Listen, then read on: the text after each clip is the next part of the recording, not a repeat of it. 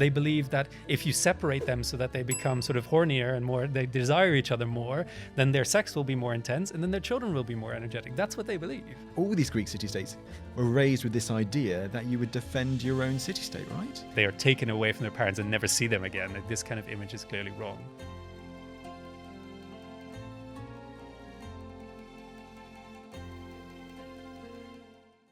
Roel, it is wonderful to have you on the podcast today. It's fantastic to be here. Thanks so much for having me. You're more than welcome, and to do it filmed here in this studio in London, and to talk about the Spartan warrior. Now, Roel, this feels like one of the most iconic units of ancient history, but also one... There's a lot of fiction around this unit today. We're talking about a bunch of people who basically have become the paragon of the ancient warrior and who are sometimes cited as being, the iconic foremost warrior culture in history. But more recent scholarship has been kind of picked at that to the point where there's not much left of that facade. So there's a big discrepancy between what people in wider audiences think about the Spartans and what scholars are actually saying about them. Well, we're certainly going to explore all of that. And first of all, for yourself as a historian, exploring all of the material that we have for the actual Spartan warriors, how difficult is it when you look at the sources to dissect fact from fiction? It's incredibly difficult, and that's particularly true for Sparta. I mean, they're famously difficult in the sense that when you look at ancient Sparta, you're not looking at a society talking about itself. You're almost always looking at others, looking at this place and saying, look at those guys, like, these guys are weird, they're doing things differently, let's talk about that, let's talk about what's good, what's bad. And obviously that's a distorting view in itself, but it's even more distorting when you realize that many of them are kind of trying to sell you this system, and they're trying to say, look, this is great, this creates fantastic outcomes, we should do things their way. That obviously means that they're not going to talk about all the things they take for granted, all the things that they already do anyway, all the things that they accept. They're going to focus on the things that are a little bit strange to them, a little bit different, but that also means that they're going to be bigging that up, and they're going to be trying to portray that in the best possible light, and they're going to try and glorify it and polish it.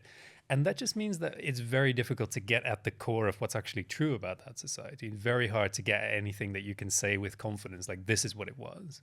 It's also really interesting because these are outsider sources, and yet they're really trying to promote a way of life, almost quite fictional way of life, of a society that they themselves think is quite weird. Yeah, no, it's absolutely about sort of almost utopian thinking, right? Like they're talking about, like a lot of these Greeks, especially in Athens, there's a lot of philosophical and political discussion about what an ideal society should look like. And obviously there are different versions of different voices in that. The voice that's almost kind of lost, interestingly enough, is the one that promotes the way that Athens actually exists. The democratic, fairly liberal, sort of free-minded way of life. That kind of thing is not promoted. It's taken for granted. So what you do get is a lot of voices that are more conservative, voices that are more aristocratic, voices that essentially are representing the idea of, like, it would be better if we, the rich, were in charge and we could determine, the values of this society in a more sort of traditionally approved way. And when they want an example of what such a society should look like, of course, they're going to turn to the Spartans and they're going to say, look, there's a society that's run entirely by a class of rich citizens. They have created the society as that they think is best. And look, these are all the ways in which it is better than the way that we live here under the yoke of democracy. And that is how they approach Sparta. So interesting indeed. We're going to be focusing in on 5th and 4th century Sparta. But why of all centuries is it these 2 centuries in particular that we always have these images of Sparta with these iconic warriors?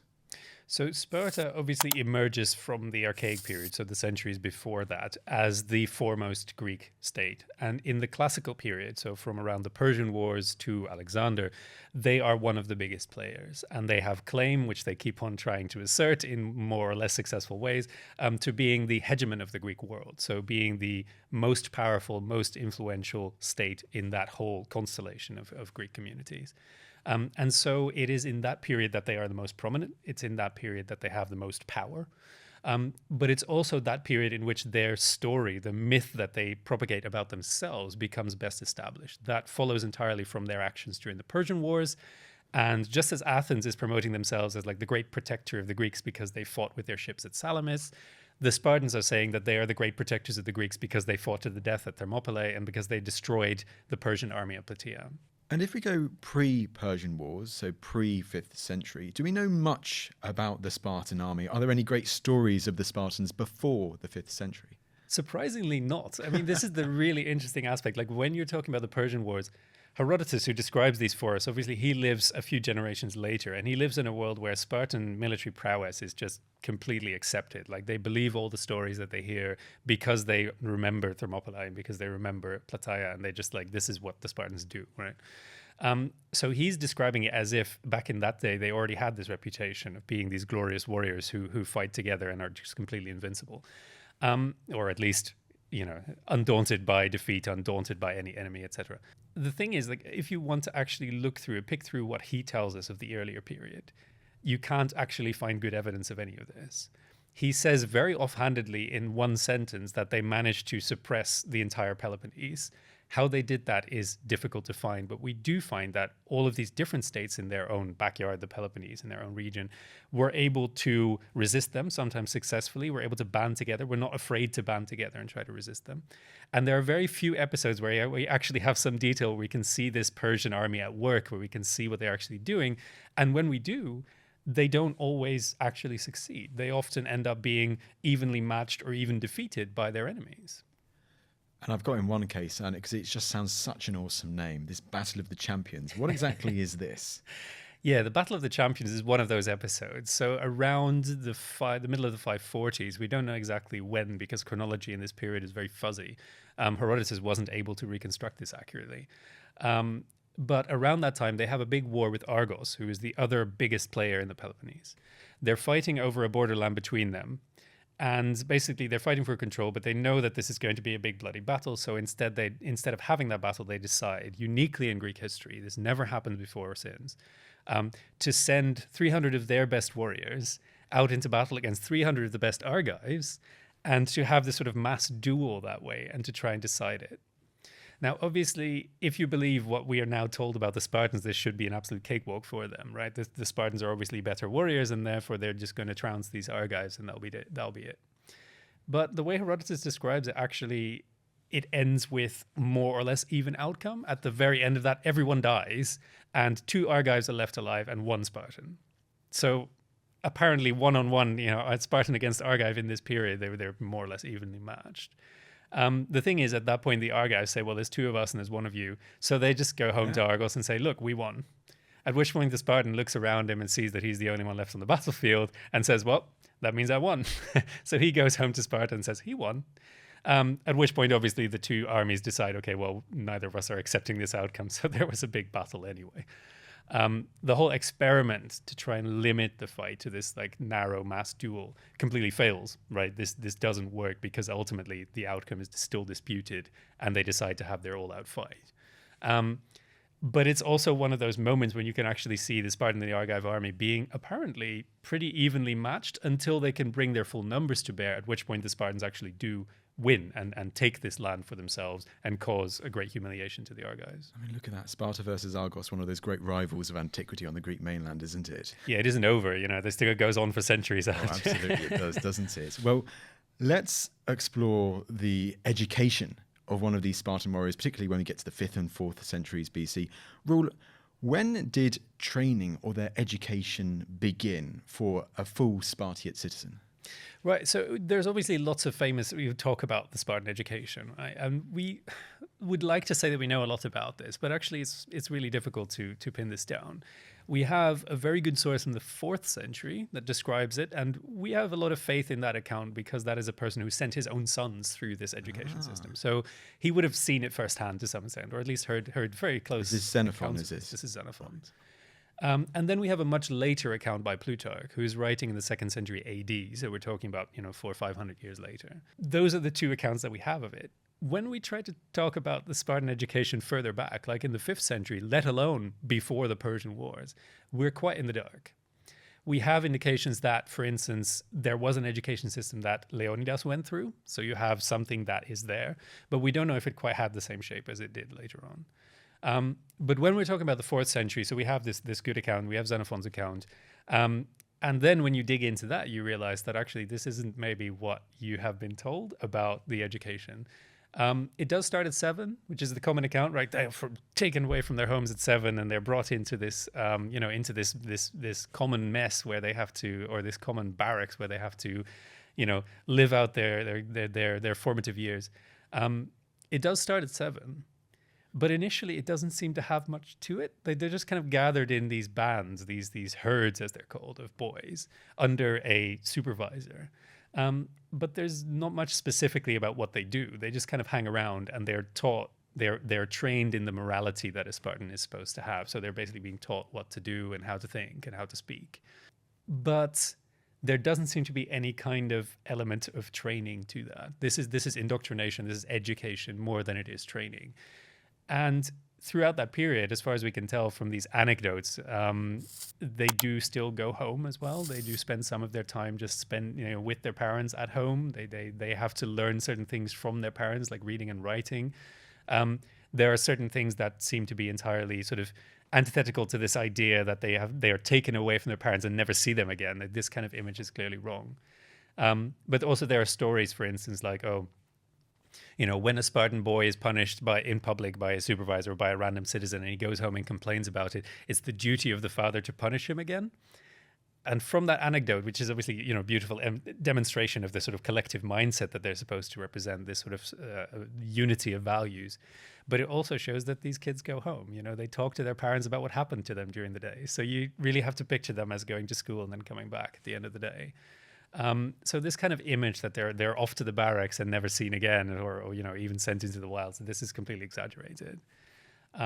It's not until later in their education, and Xenophon places this around maybe 12, that they actually start doing exercises and start to sort of merge into the system that looks a little bit more like what we think of when we think of Spartan training. Because one of those images we sometimes get today of the Spartans in that early stage of their education is going somewhere to a very difficult environment and hunting. In Popular in 300, you get the wolf, don't you, or a boar or something like that. But that feels like later legend. Yeah, well, not entirely, in the sense that is a very difficult thing to pin down. So when we're talking about general education from age 12, they start doing exercises, they start being trained. A lot of that training is just athletics, and it's also song and dance, literally. Like they do a lot of singing and dancing. We'll get back to that, I think. Yeah. But when they reach 18, there is another stage to this, which is depicted in the movie when he goes out in the snow and kills a wolf. This is called the Crypteia. And this is a separate thing that we find very, very difficult to pin down, because we have different sources of it that all contradict each other and that don't have a coherent sense of what the Crypteia is or who it's for. So you have Plato, who's the earliest one who mentions this, who just says that some of these kids, a couple of select ones, are basically sent out into the wild. Not to kill wolves or to kill helots or anything else, but they're basically just sent out to survive on their own for a little bit. Obviously, this is easily, anthropologists are keen to grab onto this and say, like, this is just a rite of passage. This is something we see in a lot of societies where children around that age, when they are on the cusp of manhood, they sort of get sent out and then they have to come back in. And that is the moment when they turn into full adults and full citizens.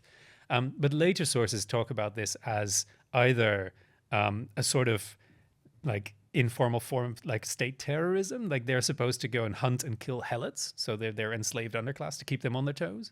And another account that actually says that they are just special forces, like they're an elite unit that is sort of training to operate separately on the battlefield. A lot of those accounts are very difficult to believe, but in any case, what we can tell is that this is not a part of the normal education. Most of these kids would not go through this. This is something that is for an exceptional few, and what it even is, we're not entirely sure.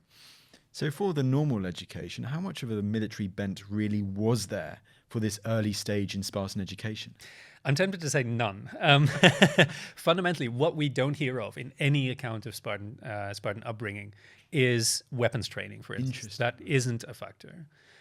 They do a lot of fighting, but obviously fighting means many things. I mean, it means a scrap with another boy who insulted you, or it means like a full-on like mock battle, and we don't know exactly where we are on that spectrum. They get beat up a lot, which is not really military training so much as it is just the kind of way that the upbringing of children looks like in that period, not just in Sparta, but elsewhere in the Greek world. But in terms of their actual exercises, this is all gymnastic as far as we can tell. This is them doing running, jumping, wrestling and boxing, maybe to the extent that they do combat sports. But nothing that we can really identify either as, for instance, formation drill. military exercises that are explicitly military. That just doesn't occur in any of these accounts. So as far as we know, it's a fitness regime, right? They're being trained in PE. They're regularly made to exercise. But they also, we can tell, have a lot of extra time. They have a lot of spare time in which they're kind of just hanging around together, socializing each other and essentially sort of training each other to behave like proper Spartiates. They also have time to go off on their own quite a bit. And then the question is, like, what do they actually do? There's a lot of talk about how they're expected to behave and how they're better behaved than any other Greeks anywhere, which is, again, that idea of presenting this in the most favorable light. But what that probably means is that there's a lot of anxiety about what these boys get up to because they're not under so much control. They're not under sort of permanent supervision.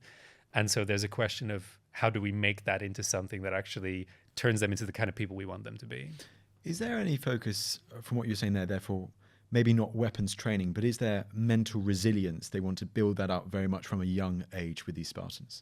Yeah, so that is something they are focusing on much more. So there's a lot of emphasis on the idea that this upbringing, the supervision in groups and these common activities and these exercises, they're meant to make them obedient and they're meant to make them hardy. So like resistant to shortages of food, resistant to the hardship of cold and heat and exhaustion. These kind of things that's what they're basically being trained to endure.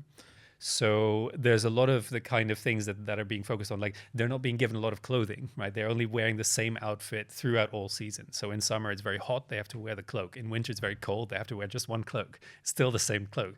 So they're always sort of either hot or cold to make them sort of willing to endure those kind of extremes. They're supposed to sleep on simple mats. They're not going to have any padding, any soft sort of pillows or anything like that. They're made to go barefoot. And supposedly they don't receive enough food.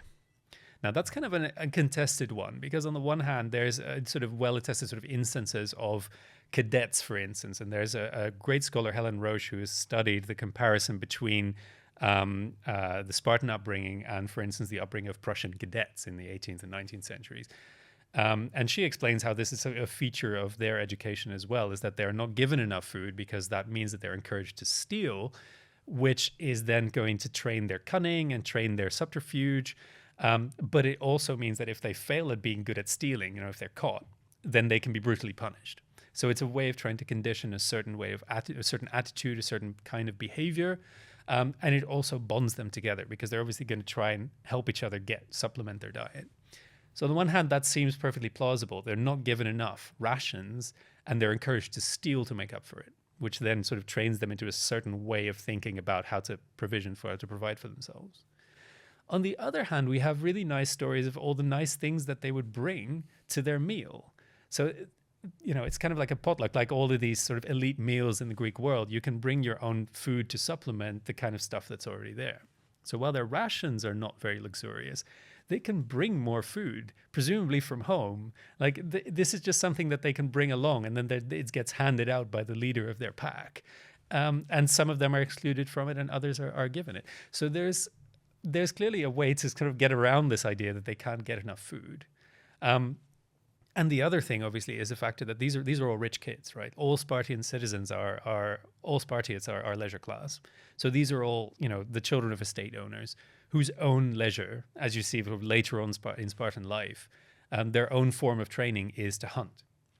And so these kids are learning to hunt in the same period that they're learning to be obedient and to be fit and to behave like Spartans. And so they're supplementing their food that way as well. I mean, if they catch something or if they kill something in the hunt, then there you go. There's your extra ration. So a lot of that idea that they're sort of going around stealing apples from orchards or like stealing food off a cooling pie from a windowsill. I mean, this is very romantic, but actually there are a lot of ways that you can find extra food if you are growing up in such a society where your parents are rich, your parents are trying to train you to hunt, to provide for yourself that way.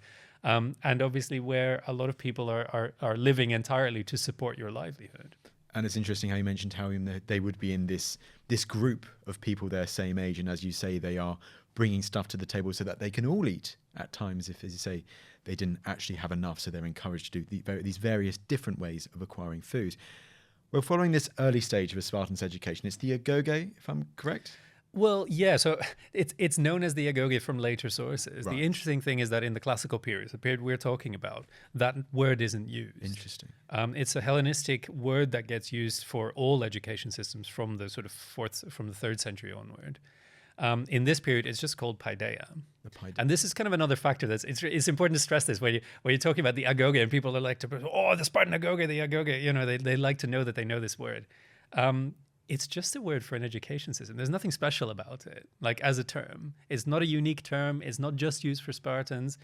The Spartan education system for the period that we're talking about is called paideia, just like every other education system in the Greek world. And later on, it's called agoge, just like every other education system in the Greek world.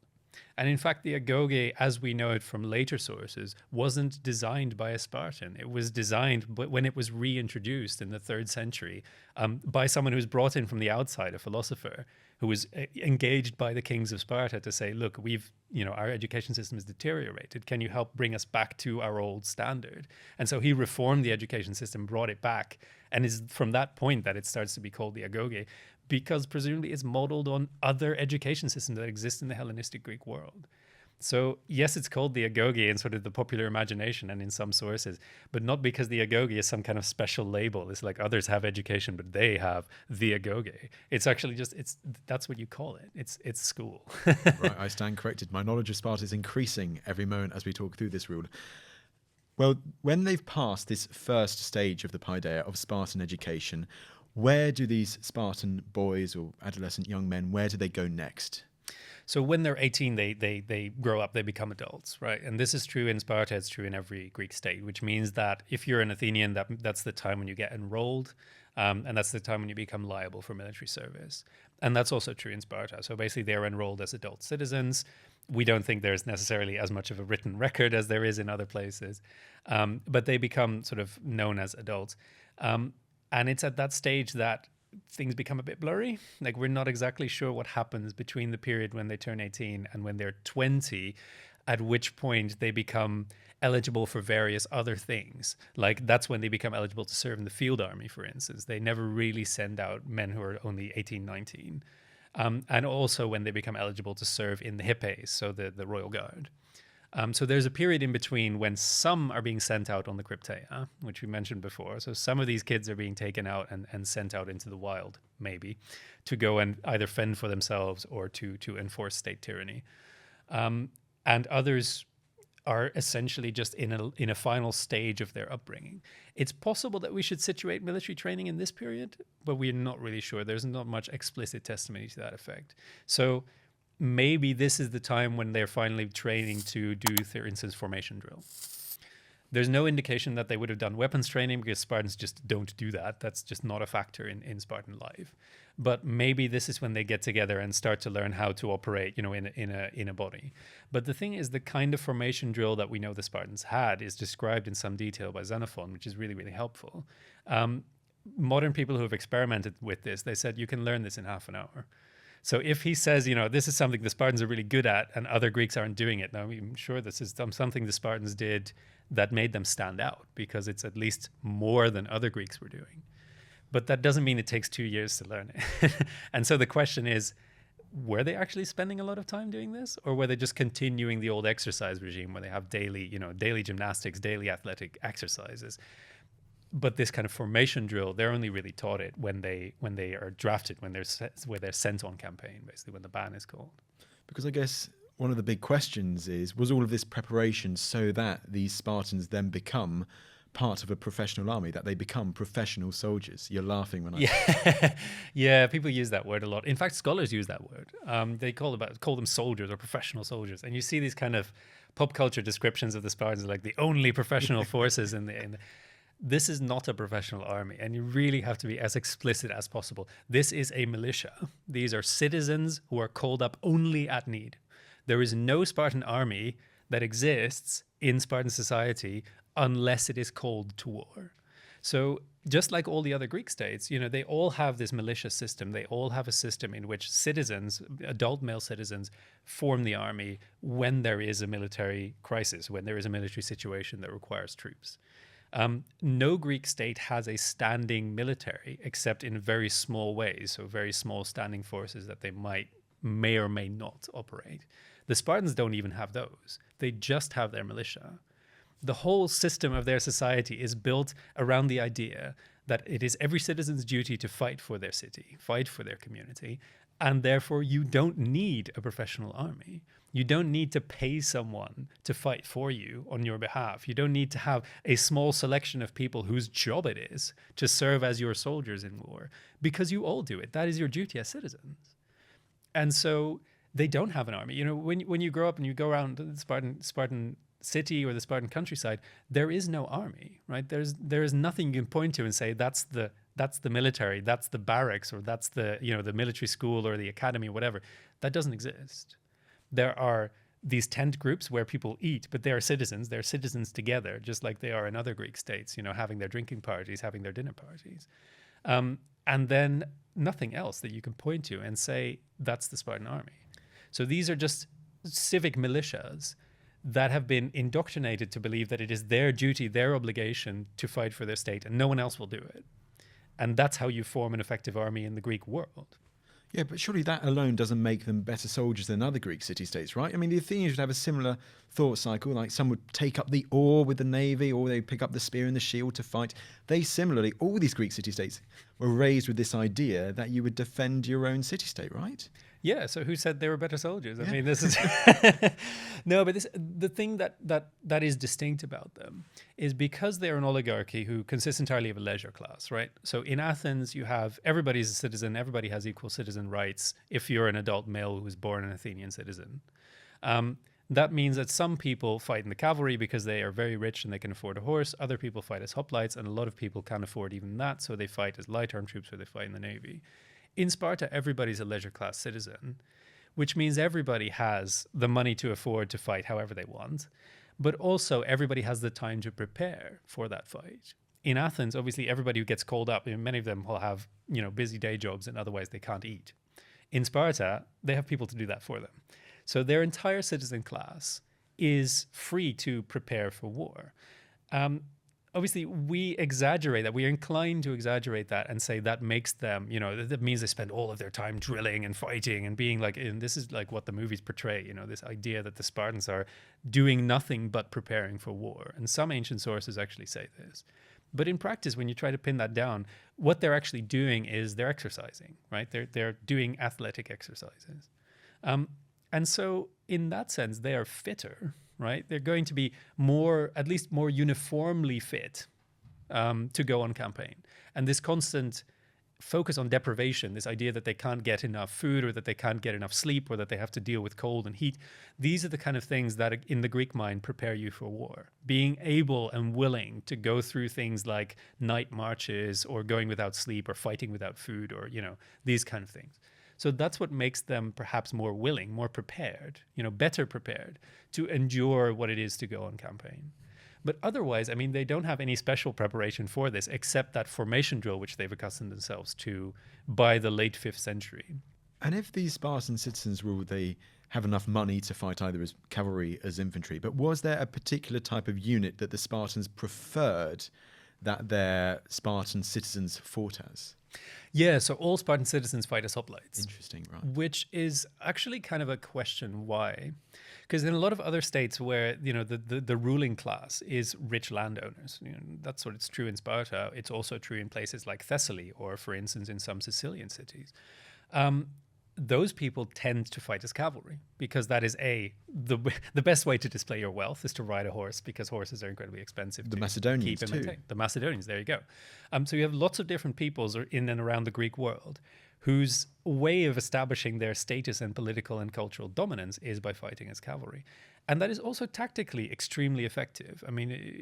I've written about this before, so I'm a very sort of strong proponent of this idea. Cavalry is disproportionately effective in Greek warfare. It tends to win battles. And so we would have expected kind of to see these Spartans say, we're a cavalry elite, we fight as cavalry, and that is how we dominate our neighbors. They don't do this. They fight as hoplites. So they fight as heavily armed infantry. And it's not entirely certain why, because they have an equestrian culture. They love horses. One of the things that the Spartans do in order to affirm their status in the Greek world as wealthy, leisure class citizens is send chariot teams to Olympia, where they win the Olympic Games for the chariot race, which is the most expensive contest in the games. They win that all the time. Like, that is their thing. The Spartans are, consistent winners in the most luxurious form of competition in the Greek world. So they love their horses, but they don't fight on horseback. And so the question is why?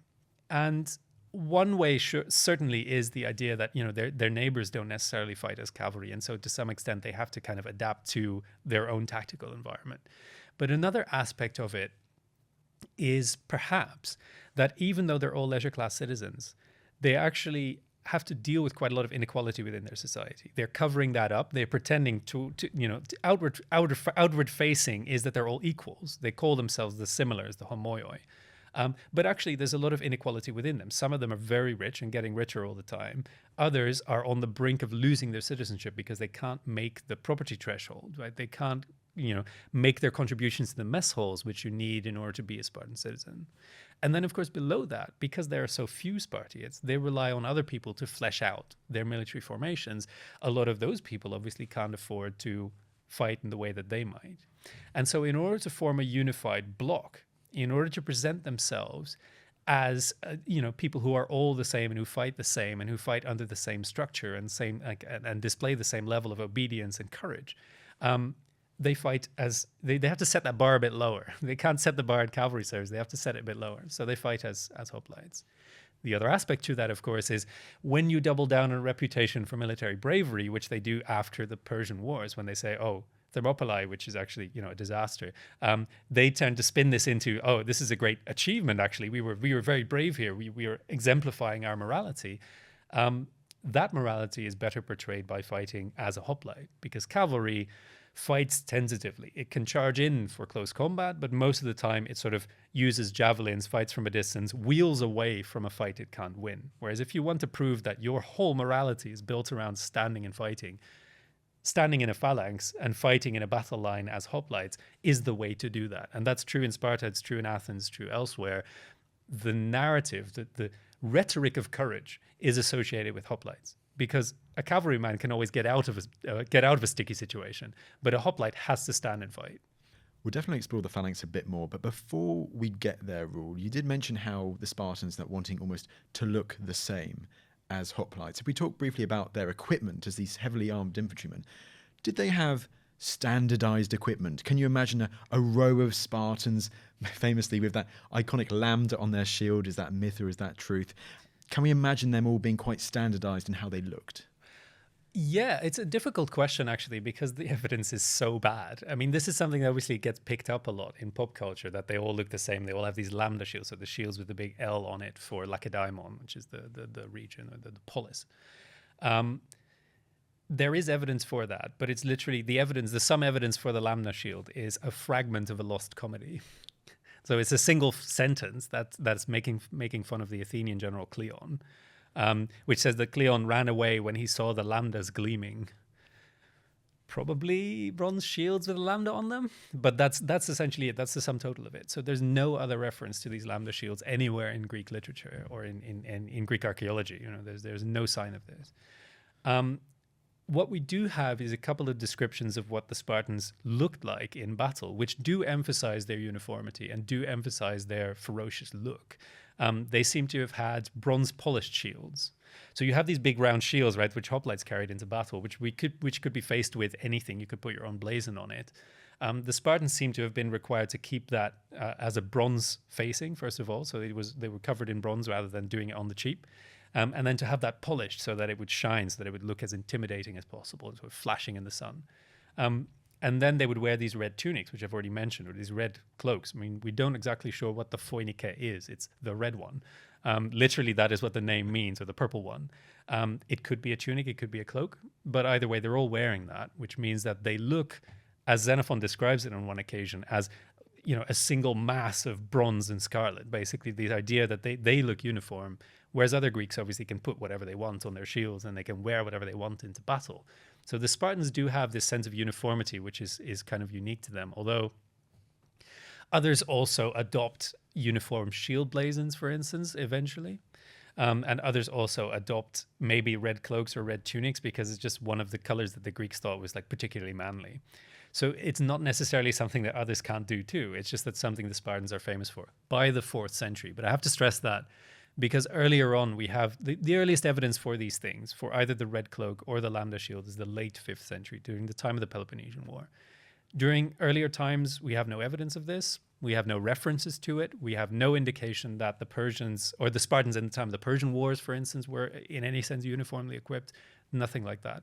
It seems to me quite plausible that they were, especially by the Peloponnesian War, because they doubled down on their military reputation and because they doubled down on this sense that we are sort of one in our obedience, one in our discipline, and one in our willingness to face any enemy. And in order to sort of broadcast that and be terrifying to to their enemies, they decided, one of the ways we can do that is to look the same.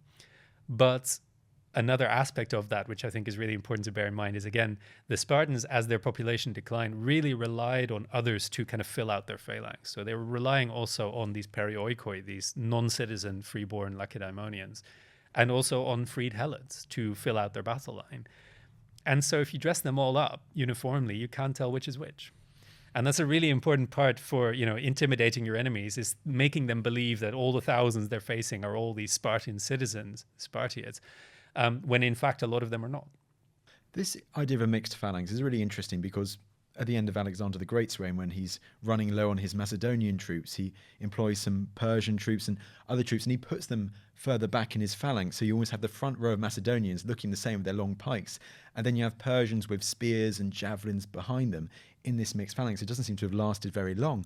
But I didn't realize that it was a similar case with the Spartans, that you could see a Spartan battle line look Spartan from the front, but maybe behind them you've got slingers or javelinmen or something like that, perhaps. Well, no, they wouldn't have been mixed formations, or at least that's not what we think. So hoplite formations are always homogeneous, right, which sets them apart. So they would have been perioikoi who could afford to equip themselves as hoplites, and helots who presumably were equipped on some kind of state funding to be hoplites, to fight as hoplites.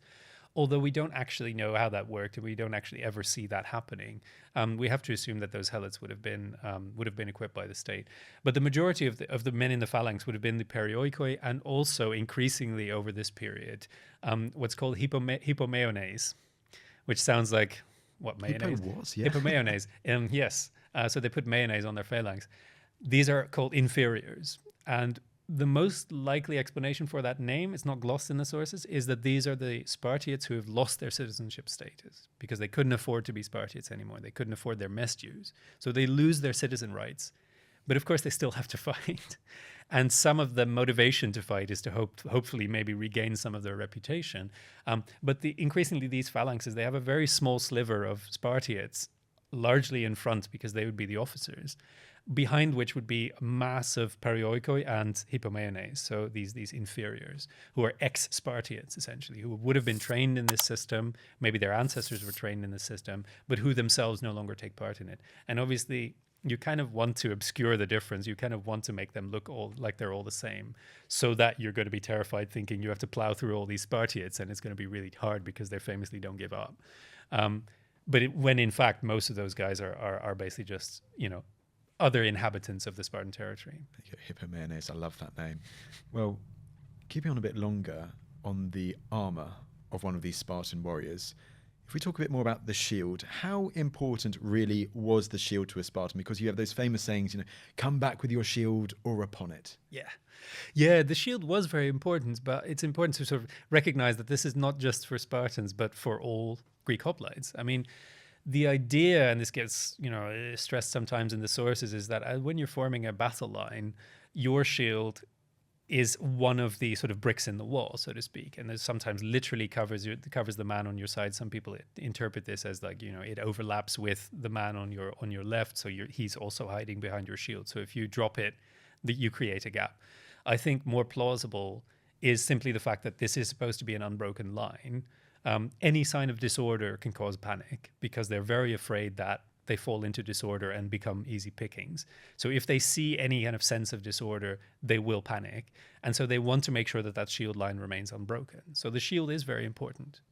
But it's also this factor of, if you're a hoplite and in battle and things are going against you, first thing you're going to do is you're going to throw away that heavy shield, which might weigh 6 kilos or something like that. It's going to burden you so that you can run away. So if you're running away, you're throwing away your shield first, which then is a sign that you didn't fight to the end, you didn't stay with the rest, and you may have been the reason why, because the others saw you running away, the whole line started to crumble. So in order to kind of prevent those things from happening, A, gaps in the line appearing, and B, possibly panic spreading through the ranks because people are starting to abandon their posts and run off. Both Athens and Sparta basically criminalize throwing away your shield. This is something that is a crime. It's not meant to happen, because you are letting down your entire formation and possibly being one of the causes of defeat in battle. So the Spartans have these famous sayings associated with them, like don't throw away your shield, you must come back with it. And in fact, they had a rule that said you weren't supposed to be very far away from your shield. So even during their exercises when they were on campaign, their shields had to be piled up nearby. They had to be sort of within a stadium's distance from their shield or something like that. So basically they weren't allowed to get very far removed from their weapons. But the purpose of that is essentially to make sure that you're ready to fight. And secondly, that when you're in a fight, you're not going to abandon it for any reason. You're going to stay there and you're going to keep doing your part to make sure that the formation can function. So the Spartans have these wonderful, anecdotes connected to that, but we mustn't forget that in Athens, this was also a crime. Like they had the same sort of rhetoric of like shield flinging, which is what they call it, ripsaspia, which is like throwing away your shield, is a, it's a slander. If you call someone a shield flinger, you're calling them a coward, right? This is a huge deal. And so some people are mocked in Athenian comedy for being shield flingers, for having thrown away their shield in battle. And this is a huge disgrace. These people are known as cowards for the rest of their lives. So there's a lot of that rhetoric, because that's the way that hoplites win battles, is by staying in the line, holding onto their shield, and hoping that the rest is doing so too. So you have to police that. And did the Spartan warriors, did they wear body armor? Most likely, yes, although we don't really know. I mean, there's no concrete evidence for any Spartan body armor anywhere, which is one of those things where it's just like, oh, we wish we knew. It's just that, hoplites equip themselves as they wish, right? So some of this is clearly in Sparta becomes regulated. Now they have the red cloak, which they're supposed to wear, the red garment, whatever it is, and they have these bronze shields. But other parts, they can do more or less whatever they want, or at least as far as we know, there's no regulation.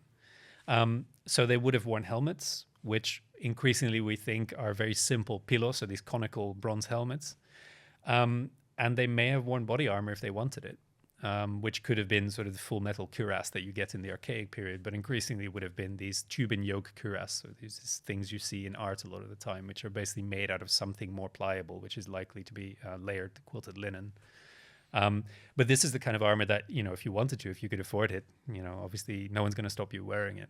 So if we go back to formations and the phalanx, so we've talked about their armor looking quite uniform, their education, their training, having more time to train, in theory at least. Does this transfer into the battlefield as them having more discipline than other Greek city-states and their soldiers? Yeah, so this is the point that I've tried to emphasize a couple of times when people tell me like, oh, you're constantly doing down the Spartans and you're trying to sort of, you're busting their myth at the expense of going too far the other way, basically. This is the point that I emphasize, is the Spartans are very effective in battle. They have one thing that they do that other Greeks don't do, which is maintain order in their formations. They march into battle in step, which means that they can maintain their formation even when they're moving. They're responding to orders, which means they can maneuver in certain ways. They can make a basic maneuver like a wheel or a counter march. And that allows them to perform more cohesively in battle. And firstly, it's vastly intimidating. Other Greeks are terrified of seeing the Spartans come down at them, basically. And secondly, it means that a lot of time they have that edge of control in battle. So they can win a pitched battle because they can maneuver their troops when others, due to their lack of training and lack of a articulated officer hierarchy, lose control once the signal is given, basically. Once they march into battle, those troops become sort of fairly mindless, singular advancing troops, advancing forces. The Spartans maintain some level of control.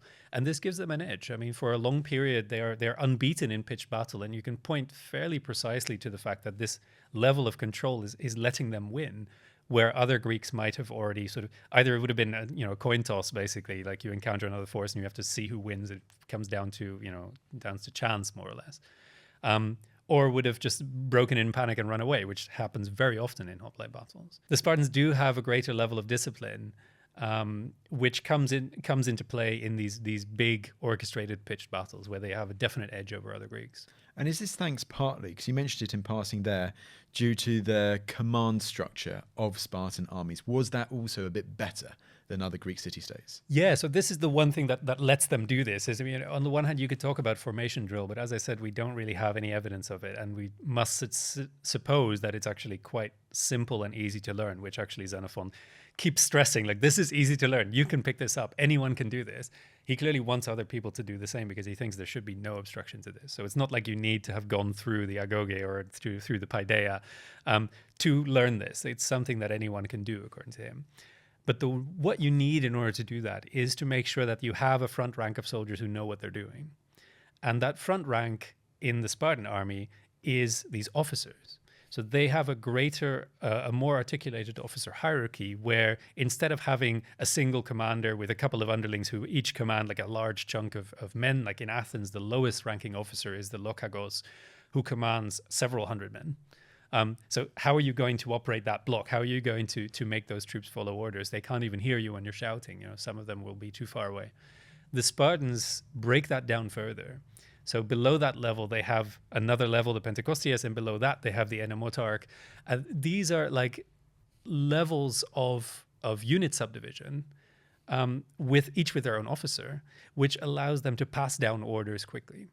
And so when you're in one of these units, you know that there's a guy that you can talk to. There's a guy that you need to listen to. You know where he is. He's right there in front of you. All you have to do is either listen to his commands as they come down, which can be passed on very quickly down that chain, or you just have to see what he does and follow him. And that subdivision, which means a devolution of the responsibility of leadership, means that this phalanx becomes much more responsive, and that this formation is able to maneuver much more effectively. Well, there you go. Yeah, the Spartan officers, renowned, of course. They sometimes send officers rather than whole armies, don't they, to inspire and sometimes really influence the cause of certain wars in the 5th and 4th centuries BC. I'd like, before we completely wrap up, we need to talk a bit about 300. But actually, the 300 themselves, was there really an elite unit of 300 within the Spartan army? There was, but we have to separate those things. We don't know if the 300 at Thermopylae were the 300 that later exist or that we knew exist even at the time as an elite unit within the Spartan army. So the Spartan army, as I said, is a militia. And there is no standing force. There is no sort of constantly available sort of army of the Spartans. But there is a unit that is more or less constantly ready and at the disposal of the Spartan kings. And I've referred to it earlier as the royal guard. They're called the hippes, confusingly, which means horsemen. They're not horsemen, and they don't seem to ever fight on horseback. Possibly they're called hippes in the same way that a lot of other elite units or elite segments of society in various other Greek states are called hippes because they're horse owners. So they may have been originally a unit of particularly rich citizens who therefore fought as a military elite. We don't know. That's possibly the origin of the name. But certainly in our time, they're basically a picked force that serves as an honor guard. So they're not necessarily elite in any sense that they are, operating independently. They're not a special forces kind of unit. They're not armed differently as far as we can tell. There's nothing unique about them that means that they are distinct on the battlefield. But they are picked from each year group. So as Spartans mature and become citizens, the best ones of them are picked for this elite group. And they are supposed to serve as guards of the king. And they're also at the disposal of their officers in the sense that, if you need some muscle, if you need something done within the Spartan society, you can go to the ephors, and the ephors will say, go to the commander of the guard, and whoever he has at his disposal, they can just sort of group them and send them along with you. So these are basically people who are hanging around as sort of police force as well. But these men are supposed to be picked from men who've turned 20, basically. And there's a lot of competition for this honor, of course, because it is an honor guard. It serves in the battle line as identical to the rest of the army, but around the king. So they get to prove themselves personally. They get to be close to these kings. And that makes it very competitive. People want to be part of it. And so according to Xenophon, there's a lot of fights in the streets where people are trying to obtain the right to be picked for this, and they dispute it among each other. They say, you can't be picked if I'm here, you're not as brave as I am, you're not as good as I am, whatever. So there's a lot of competition for this. But the fact is that as Spartan population declines, as their number of citizens declines, you end up with the problem that there aren't more than 300 people graduating each year. And in fact, there should be much fewer towards the end of Spartan history that we can see. So by the 3rd century, when they start to think seriously about reforming the state, everyone would have gone through this. Every Spartan growing up would have been picked for the hippes, because otherwise you can't fill the numbers.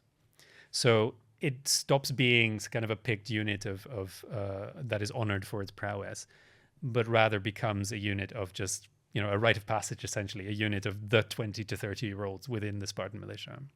So it sounds like Spartan training does, although rather confusingly at a later date, become more severe, like the fictional idea we have of Spartan training at, let's say, at the beginning of the 5th century BC. Well, we don't actually know anything about whether this unit trained. I mean, this is, again, something that is totally obscure. I mean, there's no indication that this unit was separately grouped for training or anything like that. So they would have served with the other Spartiads. And in fact, if they were members of their own tent groups, as all Spartan citizens had to be, then they would have actually eaten and celebrated and feasted and trained separately. So they wouldn't necessarily have been set aside for that purpose and kept in a barracks like picked troops in Thebes or in Athens, potentially. They would have just been, available when needed, but otherwise would have been a sort of scattered part of the Spartan militia. So again, we mustn't interpret this as a standing force, right? We mustn't interpret this as a military elite that is sort of that is serving as some kind of special force or anything like that.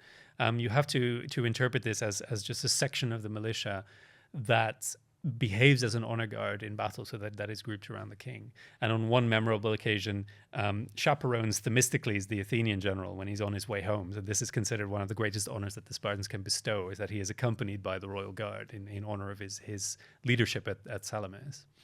And is it also true that with the Spartans, let's say they are out in campaign, whether they're at Thermopylae or Plataea or elsewhere, if the Spartans, they don't surrender and they die there on the spot, would their bodies be taken back to Sparta and be buried somewhere in a cemetery there, or what would happen to their burials? So first of all, they don't always stand their ground and fight. I mean, this is something obviously that they like to propagate because it makes them even more intimidating. As I said, a lot of their success in battle hinges on their discipline, but a lot also depends on the fact that their enemies are scared of them. So a lot of the time they don't actually have to fight. When they do have to fight, because their enemies will just run away, right? Like this happens at least 4 occasions when they go into battle and the enemy just goes like, I'm not fighting those guys. Yeah. Like like that's it. That's how they win. And so a lot of it is based on fear. When they do have to fight, obviously that reduces the odds to roughly even, because as we've seen, an individual Spartan is no better than an individual hoplite from elsewhere. They may be fit, they may be tough, but in a fight, that spear is going to hit you, and that's a dice roll. Like you're still going to go down. What you do see is that when it gets tough for them, when the Spartans get stuck in a fight, they might lose, and when they start to see their numbers going down, they might break. This does happen, especially from the 4th century onwards. That does start to be a big problem for them, is that they can't reliably win battles anymore. And even before that, in situations that are not quite a full-pitched battle, when they're beset by light troops or beset by cavalry, for instance, they might just break and run. I mean, that just happens because they can't do anything to reach that enemy. They can't fight in the way they want to, and eventually their morale just gives in because they're not superhuman. So those who do fall, fall abroad either in battle or because they're sort of driven out, the Spartans don't bring them home, which is kind of a separation between Sparta and Athens. In this period, the Athenians become very obsessed with bringing all the dead home. So they are the origin of the modern attitude that the dead should be buried at home. Even the unknown soldier should be buried at home. That is an Athenian tradition. The Spartans rather have a tradition to bury the dead on the battlefield. Or somewhere near the battlefield where they can leave a testimony to their willingness to go and stick their neck out for other people. So to fight on behalf of their allies, for instance, or to fight on behalf of those who ask for their help. So the Spartans do actually bury their dead as far away from home as possible. And there's this really great anecdote, which, I mean, we don't know if it's historical, but I for this one, I love for it to be true, where an Argive and a Spartan, obviously these are the Argives again, they're ancient rivals, and the Argive boasts, there are lots of Spartans buried in my territory, and the Spartan retorts, but there are no Argives buried in ours. The idea being that, we go out to fight you where you are. You have never managed to come and fight us where we are. So the idea is like the Spartans are proud of the fact that Spartans are buried abroad rather than at home. which creates an obvious problem when you're looking at that famous quote of "come home with your shield or on it," because the Spartans don't come home. If they die, if they fall in battle, they're buried where they fell. And so the question is, does this mother mean that he's only wounded, like he's being carried back on his shield because he can't walk? More likely, and this is a really interesting argument that a friend of mine has made. It's something that we're trying to pick apart because we don't understand whether this quote's historical or not. He's argued that maybe this is something that relates to an older tradition before the Spartans start burying their dead abroad, because we do hear in the Archaic period, so much further back than the Persian Wars, that there are tombs of fallen warriors in Sparta. Eventually they stop doing this, but if you have tombs of fallen warriors in Sparta, that means they're bringing their dead back to the city, which then means that could be a context in which that phrase about, coming home with your shield on it might make sense. So maybe that phrase is not only authentic, but very ancient, whereas in the classical period, they've changed to a different tradition where they actually don't bring back their dead. So it would be come back with your shield or don't. This has been absolutely brilliant. Last question, it might have to be quite a short answer, but with everything we've discussed, and I think I already know the answer to this already, but we get regularly this depiction of Sparta as a warrior culture. How much of a warrior culture really was classical Sparta? Deep breath. I would say not at all, but that's a risky claim because there are ancient sources, who, people from who've seen Sparta, who know about Sparta in their own world, who still say that this is not a city, it's a barracks, right? They emphasize this military aspect. We have to be aware of the fact that for them, this is quite a low bar. Like they're looking at this society and saying it's very different from ours. And so we emphasize the difference. So to some extent, we can put it away that way and say like, oh, well, they're just talking about a society that looks a little bit more militarized, a little bit more regimented than their own. But the other side of that is there are some features of this society that you can see as militarizing, that you can see as sort of turning the society into a military society, like this common messes, the fact that all these adult men have to eat together, have to dine and sleep together. And you can say, well, this is like an army camp, it's not really like a city. But you can look at that in a different way. When you bring a bunch of elite men in ancient Greece together and have a drinking party, that's called a symposium, right? All Greeks do this. This is how they want to live. This is how they want to advocate, how they want to display their wealth. The Spartans have this same system, but they've regimented it in a way that enforces moderation and sameness. They make them do it every night, but in certain conditions that restrict the lavishness and restrict the extravagance of these parties. So in a way, they're not really doing things differently. They're just doing the same things in a way that reinforces these things that they want to believe about their own society, that they're all the same. They're all dedicated to the same values, dedicated to the same lifestyle.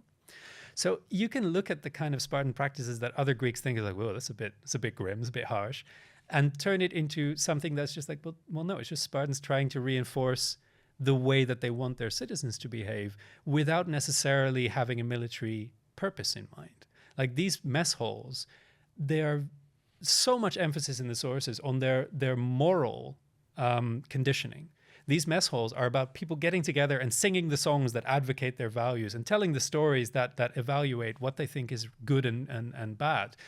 It's so much about indoctrinating children, who are introduced to these mess halls. They have to come and attend these dinners, and they supposedly are just asked direct questions like, what do you think of that? Who do you think is a good man? Who do you think is the best man in the polis? These kind of questions, they're about this, like, can you behave? Can you pick up and become an expression of ideal Spartan values? It's not about military training. It's not about militarism even. It's about being the Spartan citizen that they want a Spartan citizen to be. And that's very much about being good in council and war and being good as a citizen and upholding the state and upholding its institutions and its values and its morality. And behaving in a way that doesn't cause a stir. It's this sort of imposed conservatism. It's this imposed sense of like, this is how we want to live, and you have to accept that. You have to live that, and you have to breathe it. You have to exude it. And if foreigners ask you, if you go abroad and you encounter people, you have to represent us. You have to be a proper Spartan. And that is what they do in their upbringing. That is how they condition people. Some other aspects of it, the sports, the athletic preparation, obviously, again, you could say that has a military purpose. It surely does. I mean, these guys are becoming, fit men who are prepared, as I said, for the hardships of campaigning. You could say that this is all about warfare. But the women have to exercise too. Or rather, I should say, the girls, until they marry, have to exercise too. And so the purpose of that is explicitly, according to the sources, eugenic. They want to create fit men and women so that their babies will also be fit, so that their children will be healthy. That's what they believe. That's how they think that genetics works. They don't know about genetics. They think that if you have, if you have a fit and healthy and energetic man and a fit and healthy and energetic woman, and they have sex, then their child will also be healthy and energetic. And in fact, they believe that if you separate them so that they become sort of hornier and more, they desire each other more, then their sex will be more intense, and then their children will be more energetic. That's what they believe. So this is purely eugenic, right? This isn't necessarily about creating the best warriors or conditioning people to be these super fighters, these extremely tough men. This is about the idea of, obviously you want your soldiers to be healthy and fit. Obviously you want your militia, which is drafted from the ordinary citizens, to not be diluted by citizens who are not well prepared for this, which happens in all the other states. When you draw up the whole population for your militia, as Xenophon widely complains and Plato complains, some of them are going to be too old or too young or too fat or too thin, and they can't stand it. They're not built for it. So they want to make sure that everybody is more or less of an even standard so that they're useful to the state. There are military sides to that. There is a military dimension to that usefulness, but that's not the sole purpose of this. They are meant to be citizens. They're meant to be the best citizens of Sparta. Well, Roel, what an answer to finish this episode on. It just goes for me to say thank you so much for taking the time to come on the podcast today. Thank you so much. It's been a real pleasure to be here. Thanks for watching this video on the History Hit YouTube channel. You can subscribe right here to make sure you don't miss any of our great films that are coming out. Or if you are a true history fan, check out our special dedicated history channel, historyhit.tv. You're going to love it.